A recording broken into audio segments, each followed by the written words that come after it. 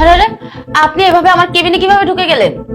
Madam, আমার পোলা এই খাবারের বাটিটা ভুল করে বাড়িতে রেখাইছে, তাই আমি এটা নিয়ে আইলাম। এটা না আনলে তো না খায়া থাকবো। আপনি কি এটা স্কুল পেয়েছেন নাকি যে আপনার ছেলের খাবার এখানে নিয়ে আসবেন? আর আপনি এটা কি পোশাক পরে এসেছেন? আপনি জানেন আমার অফিসের একটা রেপুটেশন আছে। আমার অফিসে বড় বড় অফিসাররা আসে, যদি তারা এসে আপনাকে এইভাবে দেখে আমার অফিসের রেপুটেশন কোথায় নামবে? ম্যাডাম, আসলে আমার ভুল হয়ে গেছে। আমি তো জানি না আমার পোলা এত বড় অফিসে কাম করে। আমার আসলে এখানে আসাটা ঠিক হয়নি এরকম পোশাক আশাক কইরা। আমি তাহলে চলে যাই ম্যাডাম। আপনি এক কাজ করেন, এই বাটিটা আমার পোলার হাতে দিয়ে দিন। মানে আপনি কি আপনার চাকর পেয়েছেন আমাকে? আপনি জানেন আমি এই অফিসার ওনার কোনো ওয়ার্কার না। ম্যাডাম এই ফাইল। আরে মা, তুমি এখানে কেন আসছো? এই তো বাবা, তুই এখানে, আর আমি তো তোরে খুঁজতেছিলাম। তুই তো আসার সময় খাবারের বাটিটা ফালায় রেখাইছস, আমি নিয়ে আসলাম। না হলে তো তুই না খায়া থাকবি। ম্যাডাম আসলে হয়েছে কি জানেন, আমি না বাইরে খাবার খাই না, মায়ের হাতের খাবার খাই। আর আজকে হুট করে আমি খাবার আনতে ভুলে গেছি, তাই মা অফিসে চলে আসছে সরাসরি। তুমি বলবা না, ফোন দিবা না আমাকে? ও আচ্ছা, এটা তাহলে তোমার মা। তোমার মাকে কোনো ম্যানার্স শেখাও না? তোমার মাকে একবার বলতে তো পারতে যে আমার অফিসে আসলে ভালো পোশাক পরে আসতে হয়। তোমার মাটা কি পোশাক পরে এসেছে তুমি জানো না? আমার অফিসে সব বড় বড় অফিসার আসে, তারা যদি এসে দেখে তোমার মার এই দশা, তাহলে আমার অফিসের রেপুটেশন কোথায় যাবে?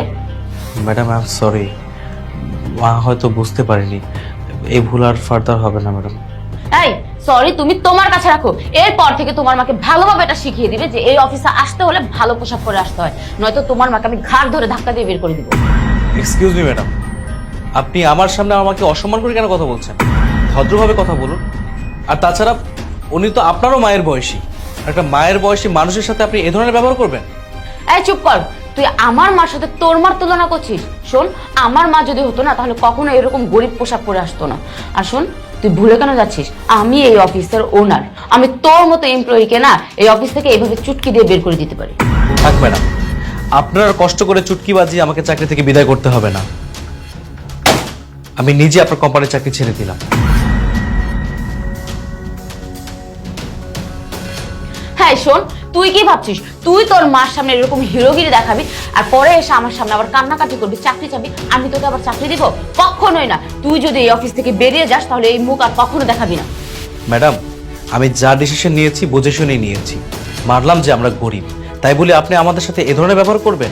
আর সব থেকে বড় কথা হচ্ছে উনি আমার মা। আপনি যেমন আপনার মাকে খুব ভালোবাসেন, আমিও আমার মাকে তেমনটাই ভালোবাসি। শুধু তফাৎ কি জানেন? আপনারা বড়লোক আর আমরা হচ্ছি গরিব। শুনুন ম্যাডাম, যে মানুষকে সম্মান করতে জানে না তার কোম্পানিতে আমি চাকরি করতে পারবো না। মা চলো। বাবা, তুই কেন তর্ক করতেছস? আমার এই সামান্য ভুলের জন্য তুই চাকরিটা ছাইড়া দিবি? মা তুমি সব কি বলতেছো? এটা তোমার কোনো ভুল নাই, তোমার সম্পূর্ণ রাইট আছে আমার অফিসে আসার, কিন্তু এরা মানুষকে মানুষ হিসেবে গণ্য করে না। আর শোনো মা, তুমি চিন্তা কেন করতেছো? আমার ভিতরে যোগ্যতা আছে, আমি পড়াশোনা করেছি, আমার সময় আছে, আমার বয়স আছে, আমি অন্য চাকরি ঠিকই খুঁজে নিব। চলো।